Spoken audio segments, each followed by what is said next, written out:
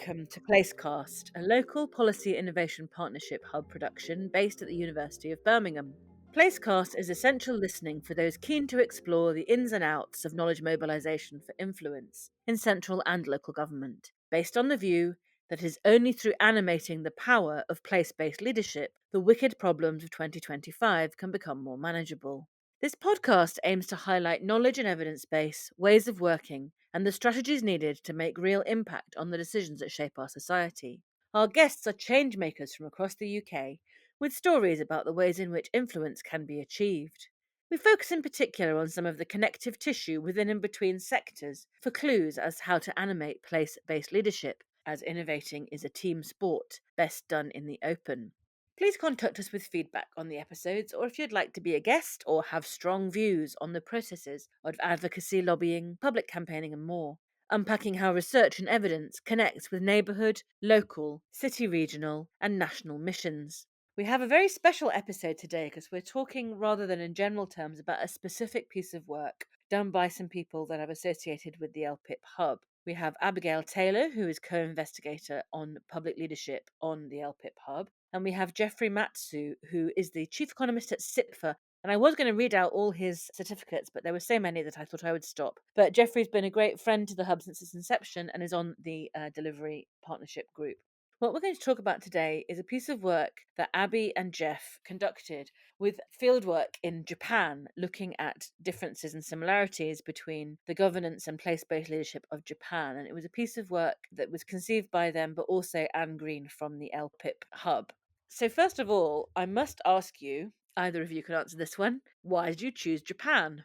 Thanks, Nick. That's a really important question. And the answer was fairly straightforward. We're very keen in our research to use case studies to elucidate some of the key findings we get when we talk to people in local places, when we sift through data. And in this piece of work, we built on previous research where we had a case study in Japan, in Fukuoka, and we wanted to develop that further, looking at second cities. And given that Japan is part of the G7, like the UK is, we thought, why not pick a comparator country that isn't as easy to research? Why? Well, language is a common barrier. A lot of the literature, the research reports are written in a different language. A lot of the abstracts you may find in English, but to really kind of dive deep, language often constrains what researchers are able to do. And it highlights sort of the dominancy of English. But that leads to research bias. And we wanted to break down those barriers by rolling up our sleeves, putting a little bit of extra elbow grease in terms of leveraging our networks and building new partnerships. And so all of that was really the motivation. If we're going to build a case study, why not try something different, something that we don't see as often in the UK? In the process, the dividends were just immeasurable in the sense that we met people, we were able to travel to Japan on 2 occasions over the past 18 months or so. And so no regrets in terms of doing this kind of research. And I would definitely encourage other researchers to consider not just Japan, but places in Asia Pacific, in other regions where English necessarily isn't the dominant language or the first language in which those researchers would communicate with each other. Great. So getting beyond Anglosphere assumptions, I guess. That's really important.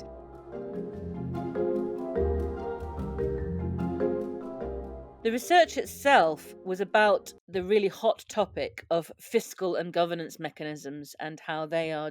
And obviously, in the Japanese context, the government system is very different. But I think what you've been saying so far is that there were really strong lessons that you were able to draw from the perspective as the UK looks at further fiscal devolution via soft governance mechanisms at the moment. Can you explain to us, Abby, exactly what you concentrated on in this project? Thanks, Nicola. In the first piece of research that we did a particular case study of Fukuoka as part of a wider report on city regions internationally that had made progress with addressing regional inequalities. And then we wanted to delve down deeper into the comparison with the UK. So, what we did is we compared the experiences of the West Midlands with Osaka region, or Osaka prefecture as it's more commonly called. We looked specifically at the institutional conditions that had promoted growth. We looked at how regional groups had been formed. And it was really interesting. We delved down into the funding mechanisms in the two city regions, the strengths and the challenges of the systems that existed. And then finally, we looked at experiences of monitoring and evaluation and what we can take from the systems that exist in each region and for other places across nationally as well. And then Jeff mentioned that we had been back again. That was in September this year, and we were really lucky. We were invited by the Royal Society of Arts to present the findings of our research as part of a series of events that they were putting on to complement the UK government's World Expo 2025 campaign as the expo took place in Osaka.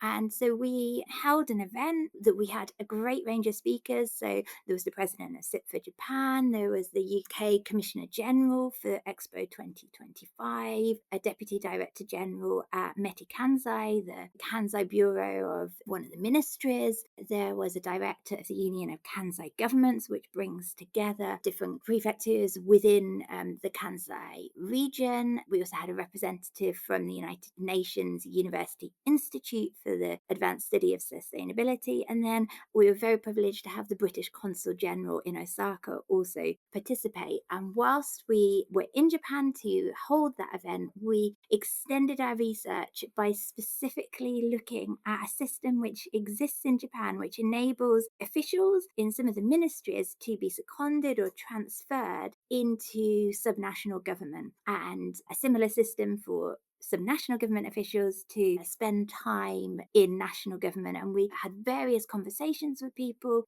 who'd participated in this system to understand what works well, what may be a bit more challenging and could be improved. Brilliant. Sounds like you were quite reactive to conditions on the ground. Obviously, the expo was a great opportunity for your research. What methods did you use specifically, Jeff? One of the more innovative methods we used was visiting the country. It's not always possible. And particularly when you're traveling long distances, we went halfway across the world and we were able to do so on two occasions. I would say that that aspect, that method, really differentiates the insights we were able to elevate to the evidence base around regional governance structures and fiscal mechanisms that allow different tiers of government to deliver public services. Aside from that, obviously, we did the traditional sort of literature review and interviews. But just to focus a bit on how we did the interviews, when we did our first report looking at cities, the interviews focused a lot around people working in the cities and towns, versus in this most recent report, we had the opportunity to engage and interview practitioners and civil servants at the regional level that represented different cities across the Osaka region. And interestingly enough, we were able to visit Tokyo and meet with a number of ministries. And I think that really opened our eyes to how the different tiers engage with each other, which we would never have experienced or understood had we just been reading publications on the internet. And as I said, one of the tricky things with using non-English countries as case studies is that a lot of the literature online in English is quite limited. So you're losing a lot of the nuance. And so by actually visiting the country and speaking to people, we were able to fill in what would have been considerable gaps. I think that element, I just kind of focus on it because we were fortunate to get funding through three philanthropies: the Daiwa Foundation, the Sasakawa Foundation, and the Japan Foundation. And this allowed for that knowledge exchange. Funding, most researchers would appreciate, is critical to doing high quality work. And we are very grateful to have had that type of funding to allow us to have these conversations in person. I think in person engagement brings case studies to life. And hopefully that came through in the report itself. And it isn't just sort of what gets said in a qualitative encounter, is it? It's almost the non-verbal communication, the sort of scenario, the buildings, if they're saying this is a massive government priority, but you're behind the bins and in a sort of shed, you realise that maybe not. Whereas if you're in a government building, you really get a sense of the kind of weight afforded to different government priorities, I think. I just wanted to add was the relationships. It's not a one trick pony, right? So people appreciate the fact that you've traveled to their country on their terms and engage with them. And what we hope to share with others is that these relationships take time to develop. By integrating it as a core part of your research methodology, you build a foundation to do future work. Having said all that and the benefit of going and immersing yourself in the culture, we always imagine that there will be a large culture shock in Japan, not least because of, as we mentioned, the language already. How was that for you, Abby? It was a very exciting experience, but also a challenging experience. I've done quite a lot of cross national work before, but it's primarily been studying comparisons with France, and I speak French. I've lived in France previously, I've worked there, I've studied there. And so when we had the opportunity to do this project, it was really quite different because I didn't have that deeper understanding of the language, the history, the culture to fall back on. And I think when we first got there, I was also particularly struck by how different the country felt in some ways. In other ways, it did feel very similar. The trees were similar. It was a very welcoming country. For example, the humidity when we first got off the plane, I remember it was almost 45 degrees, and I'd never been to Asia before, so there was the immediate culture shock, but then also thinking how to conduct this research in a country where we didn't speak the language, where we didn't have that many contacts initially. And what I took from this is that you can conduct research that's cross national in places where you don't have that much understanding of the language. I tried to learn a few basic words so that I could at least be polite in the interviews. But what I think is absolutely key is that you have brokers within that country. We were extremely fortunate to benefit from working very, very closely with a professor in Osaka for the West Midlands Osaka comparative work, Professor Naoki Fujiwara, as well as when we did the work in Tokyo looking at the secondment systems there. We benefited from enormous support from Professor Hiro Inetsugu and Dr. Sayara Kaizuka, as well as wider support from the president of CIPFA Japan, Professor Ishihara, and his lab members. So they helped facilitate meetings, they translated within the interviews, which sometimes was a pretty enormous undertaking because some of the interviews lasted 2 hours at least because of the need for everything to be translated both ways. And then also, we were immensely lucky to benefit from the Japan Local Government Centre. So, they're a network of Japanese local authorities funded through some of the local authorities in Japan, and their London office were very supportive in terms of both helping us before we went, so understanding some of the key issues, current debates, how things like devolution, what are the words that are being used, decentralisation rather than devolution, for example. That was enormously beneficial, and also being able to think through how best to contact people, how best to explain what we're interested in. It took probably a lot of planning before we went in order to make the trip successful once we were there, and then having those networks once you were there as well in order to make the most of the interviews that we were able to secure. Going back to your point also about what you see, I think that was just so instrumental for me. When we did that first piece on Fukuoka, we'd done a lot of desk research. One of my colleagues conducted the case study, and that was Liam O'Farrell. And you can't compare it, as Jeff said, to actually going there. Things like the number of people that some of the organisations were able to put up for interviews, I think that was really telling about greater capacity in local government. The scale of the buildings, I think, was telling of resourcing, and being there is just so, so important.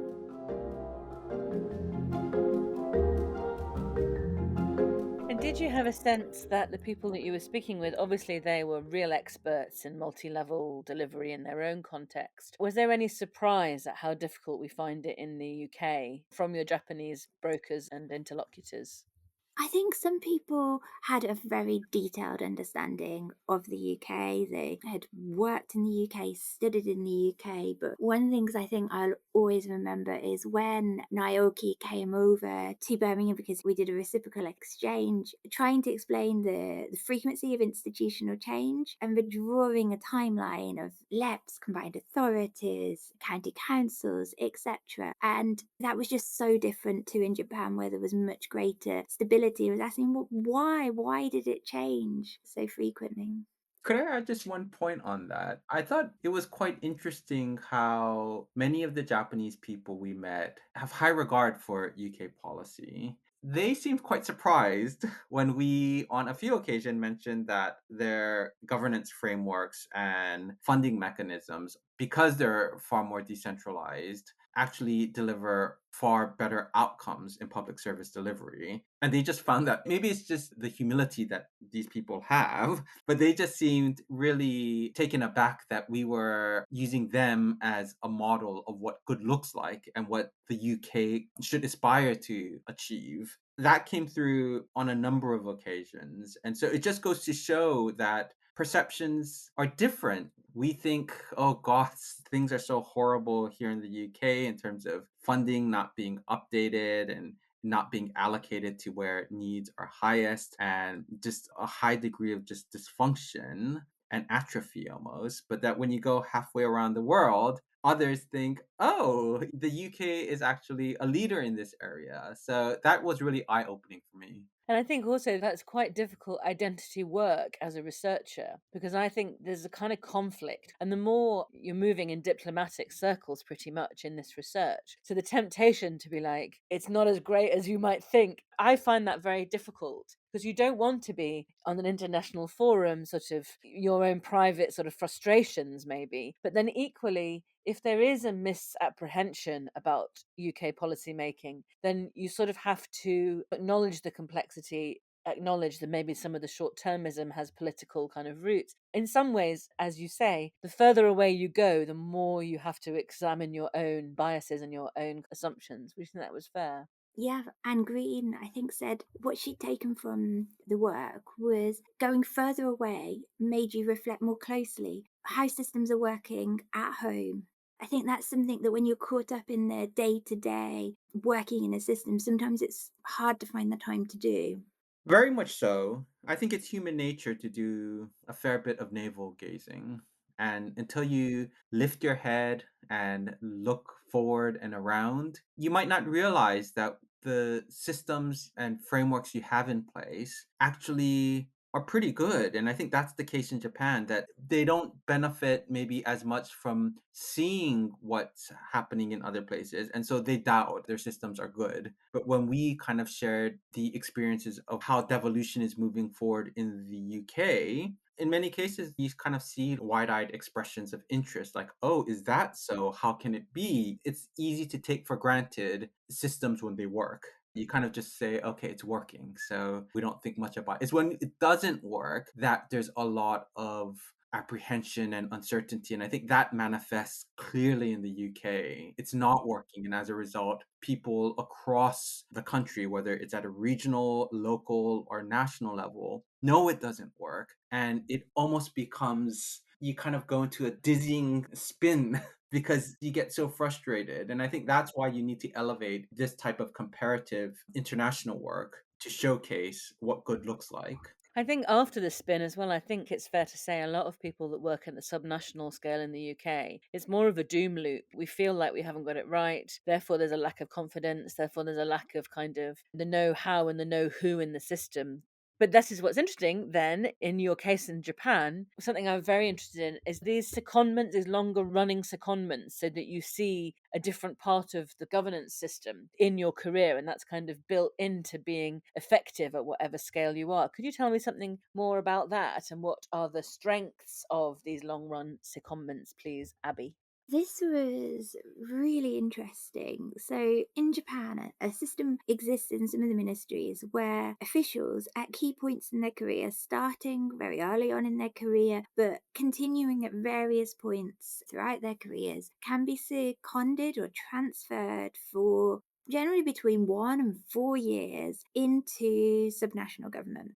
I think this system came out really strongly in our conversations as being important in terms of helping central government to understand better the experiences of subnational government, as it meant that officials spent quite a long period of time really working within a subnational government. They developed contacts there, and it meant that when they went back to their ministries, the learning went with them, as opposed to the UK system. And we were just talking about this morning about how the UK system is quite individualistic. Often, if you're a civil servant, to get promotion, you might have to move to a different ministry, whereas the Japanese system meant that people would go and do a secondment, but then when they went back to their ministry, they'd often get promotion. And so it was a way of enabling people to get new experiences, develop contacts that they could then follow up on at subsequent points, whether that was to test a policy idea or to understand how something's working within local government.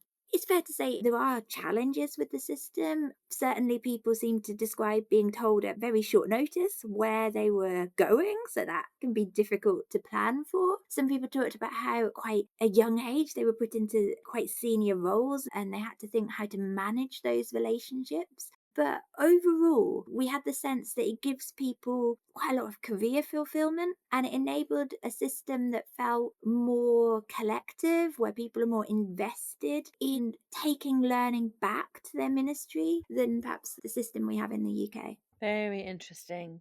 And comparing the West Midlands and Osaka, and specifically on funding, what were the differences in approaches, Jeff, that we can learn? I would focus on four broad categories, and I just kind of want to go into some detail because this is one of the main areas that we were exploring around these fiscal mechanisms. The four areas are around fiscal autonomy and local empowerment. The second category was around balancing equity incentives. The third one around innovation in regional funding tools. And the fourth and final one was around risks and resilience in fiscal devolution. On the first one around fiscal autonomy and local empowerment, Japan's local government have growing control over tax revenues and expenditure decisions, and that came out quite clearly, not just in our interviews, but you see it in the literature as well. Decentralization reforms have allowed prefectures and municipalities to collect diverse local taxes and use unconditional transfers like the local allocation tax to fund local priorities. And that local allocation tax structure is updated annually. That matters, especially if you want to have transparency and trust. And so that is critical. And it's not just the local allocation tax framework that's important, it's the fact that it gets updated annually. The West Midlands shift to sort of lump sum funding and business retention increases local discretion. The Trailblazer deal, devolution deal from 2023, I think is a good example of what can be as devolution evolves across the UK, particularly in England. It's a slow process and it's a bit uncharted. And as a result, it kind of creates a lot of uncertainty and skepticism, I might say. There's also greater autonomy, which supports tailored responses to regional needs and long term investments. And so I think in Osaka, we saw these integrated resorts cropping up. In Birmingham, you kind of have the metro expansion. Overall, you kind of need better alignment with local socioeconomic challenges. And I think both jurisdictions are really trying hard on that front. The second point around balancing equity and incentives, I've said, the local allocation tax system in Japan redistributes resources to ensure basic service provision. It uses a formula based system to redistribute national taxes, ensuring that all localities can fund essential services regardless of the economic strength. That's really important. And I think that's what the UK aspires to. But again, we seem to be often distracted by sparkling, shiny things. And so then we have intentions to update the fair funding, to do the fair funding review, but that we keep kicking that down into the long grass. One point to note is that equalization can also reduce incentives for local economic growth if not carefully designed. So as local governments raise their own revenues in Japan, their local allocation tax share may be reduced, creating a disincentive for aggressive economic development or commercial investment. And I think that is recognized as an area that needs to be explored in the UK context as well. And the UK's model ties revenue to performance, but risks widening regional disparities. So while we have business rate retention encouraging growth oriented policies, poorer areas may struggle to increase local revenues, which then exacerbates sort of inequalities if redistribution mechanisms are weak. And that was one of the touchstones of the leveling up agenda that we saw under the conservative government, and which the Labour government today still puts a focus on in terms of making sure that this redistribution mechanism is fit for purpose. In terms of innovation in regional funding tools, Japan uses strategic zones with tax breaks and grants to drive sector specific growth. Particularly in the Kansai region, which Osaka City is a part, biotechnology is one of the driving industries. And they use special economic zones to offer preferential treatment like reduced corporate tax rates and R&D funding to attract investment in high growth industries. And we see that happening here in the UK as well. We have a tendency to change the name and the rules of the game in terms of free ports, and all the naming conventions and the frameworks change depending on how the policy is announced, and that creates uncertainty in terms of business investment. So I think that's a point that the UK needs to learn from. Both systems show experimentation with tools that align funding to economic priorities. So, from tax based incentives to flexible co funding schemes, regional finance tools increasingly link funding to innovation, productivity, and strategic national objectives like green growth and digitalization. And these types of innovations are things that I think the UK government is very aware of and keen on exploring. But again, there needs to be policy consistency. I think that's the UK shortfall and where Japan has comparative strength. We need to stop changing policies every time ministers move musical chairs. It's just not conducive to investment, and it challenges our longer term growth ambitions for overall national prosperity, let alone regional growth strategies. And the last point I'll quickly touch on is the risks and resilience in fiscal devolution. So, as I mentioned, there's a rising reliance on local taxes, which could strain residents and limit capacity in poor regions. In the UK, we have exceptional financial support, and Japan's LAT reforms reflect efforts to manage fiscal stress. We saw that just this past year with Birmingham financial crisis triggering this exceptional financial support with strict oversight. It's similar in Japan, where you sort of have tax redistribution mechanisms to address imbalances and support weaker municipalities. The caution I would underscore here is that in the UK in particular, it's becoming far too common to have exceptional financial support mechanisms. And it's often needs to go through a process that can, to some extent, be a black box at times. And so that creates uncertainty for a local government sector that is already under financial stress. And so I'll leave it there. But again, lots of learning around these financial mechanisms, which I think with the UK budget and with the spending review frameworks, you can't just snap your fingers and say we want to have better regional growth.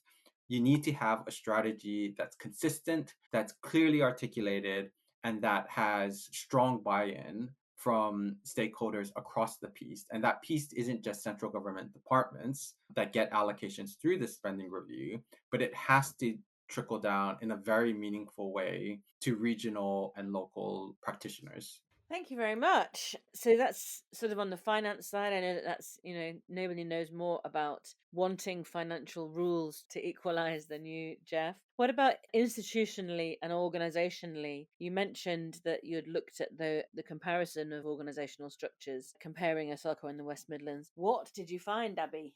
I think the key difference is that point I made earlier about more enduring governance arrangements in Japan than in England. So, from about 1999, when a new decentralization law was introduced, there's been a process in Japan where competencies have been gradually devolved to subnational government, replacing a system where there was previously quite unclear central decision making regarding local responsibilities. And further reforms have then aimed to enhance municipal autonomy, clearly outline subnational responsibilities, and all of this has been done in conjunction with the finance mechanisms that Jeff has just outlined to try and ensure adequate financing for subnational government. And whereas there has been this move to greater decentralisation in the West Midlands and England more broadly, and certainly when we did comparative interviews in the West Midlands, people who we were talking to, the stakeholders, they definitely welcomed the Trailblazer devolution deal, the integrated settlement. But the structures we have now, the powers that are devolved, are quite far behind those that exist in Japan. What I also found particularly interesting was how, in those special strategic zones that Jeff has mentioned, there are formal processes for proposing and piloting additional powers. And some of the people we spoke to talked about how beneficial that had been. They could test an approach, and if it worked well, then the Japanese government would roll that out more generally. So I think that is relevant in the context of the proposal for established mayoral strategic authorities to be able to recommend new devolved functions that would be beneficial. Also, what particularly struck me was how, when we were speaking to people in Japan and we asked, is there any further powers that would be beneficial if they're devolved? People generally struggled quite a lot to identify additional powers, and actually, they suggested that some devolved powers that they'd gained might actually be better passed back to national government. So, things that don't tend to differ much across regions, like certification, were suggested to actually be quite a bureaucratic burden if they're devolved. And I think that also offers learning in the context of discussions around further devolution in the UK context. Absolutely. So, sort of regulatory functions are really about standardization in a sense. That's really interesting example.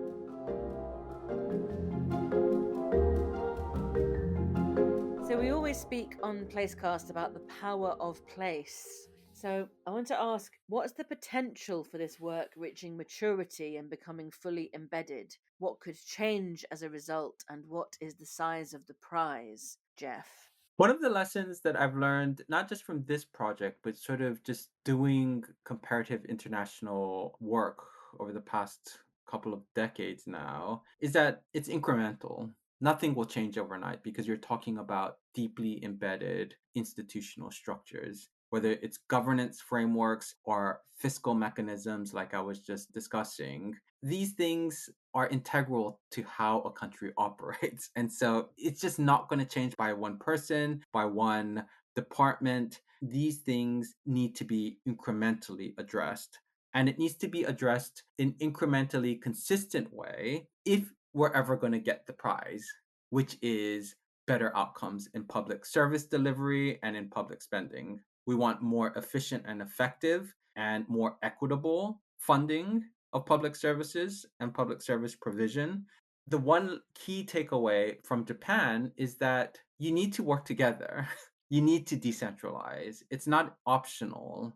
If you want for these mechanisms to become fully embedded, where you have fairness and a more equal distribution of prosperity, then you need to trust. You need to trust regional voices. You need to trust local leaders and local communities. And I think Japan does this really well. And I think it is an excellent example that UK government should strive to learn more from. You're really preaching to the choir. I've been doing some work recently on similar part of the world, very different government, but the One Belt, One Road initiative in China, the big infrastructure, geopolitical infrastructure project. Reading the speech announcing One Belt, One Road in 2013 and the Northern Powerhouse introduction speech from George Osborne in 2014, they're very similar in terms of tone and language. The aspiration, the size of the prize is painted really clearly. And since, largely because of EU exit, the Northern Powerhouse is no longer really a strategic priority. But in the same time period, the Belt and Road have gone through 75 countries and spent billions. And I think what's very interesting is the difference between the sort of headline and the aspiration, and then the steps to get there. And obviously, you're not going to get a Belt Road Initiative by mistake, but equally the kind of constant shifting of tone and objectives and language. The North as a strategic priority for the government has come in and out of fashion, mainly rhetorically. In a sense, what you were describing sort of does happen, but almost accidentally, because the incremental change is the thing that's coming along behind the grand projet and the grand visions and all the rest. I find it incredibly interesting, the difference between almost political rhetoric and then administrative incrementalism kind of working together. And even if that's not advertised as the way that the system works, in a sense it is the only way any system has of finding sense and salience. Otherwise the UK can just feel like such a mess. And could I just build on that? I think this is where cultural differences also come to the fore, because in Japan, the group and collective decision making is highly valued, less so in terms of individualism, whether that's for an individual person or individual department or individual jurisdiction. And as a result, compromise and reconciliation come a lot easier for the Japanese because it's built within the fabric of their culture. And that's a mindset. That's not to say that different cultures, such as in the UK, where maybe creativity and individualistic expression are more highly valued, can't achieve the same outcomes. But you need to be more mindful that if you want to advance the public policy agenda within limited financial resourcing, you need to build trust. And if you're going to reach and achieve compromise and reconciliation, which is a must in any kind of public policy sphere, you need to be able to communicate well. And I think that is something that the UK needs to reflect on. How can government across different tiers and across different places communicate more intelligently and more empathetically? Wow, a challenge. Do you have anything to say on that, Abby? I think that we're hoping to expand on this work next. We're currently discussing with the Japan Local Government Centre about doing a workshop with them, as they've been such a very useful link for us, and it'd be helpful to almost sense check our findings to date. We're also in the process of writing up an LPIP policy briefing and a journal article exploring our learning about this transfer system and how, as Jeff just talked about, it supports partnership working across different tiers of government, which I agree is so absolutely fundamental. I think the project has opened my eyes to what is possible to do in places as far away as Japan. And our aspiration is to build on the networks that we've developed in Osaka and in Tokyo to do further policy focused work with the Japanese government, with practitioners, and with academics if we can secure funding. Another of the policies and approaches that I thought was particularly interesting when we were in Japan was how they are thinking about and trying to plan for the challenges created by an aging society. Japan's obviously so much more on the cusp of these challenges than we are at the moment in the UK, particularly in terms of if you've got a smaller population and therefore a declining tax base. Some of the initiatives that they're developing in terms of sharing of resources were really interesting. And I think that goes back to the point we made earlier about how sometimes you don't know quite exactly what you will find until you do this sort of comparative work where you're really embedded in a place. But it can be beneficial on multiple levels, both the questions you have when you initially go out there and what you find in the process. And we're also keen to facilitate wider dialogue. It was great that last week councillors from Osaka met with officers at the West Midlands Combined Authority. Brilliant.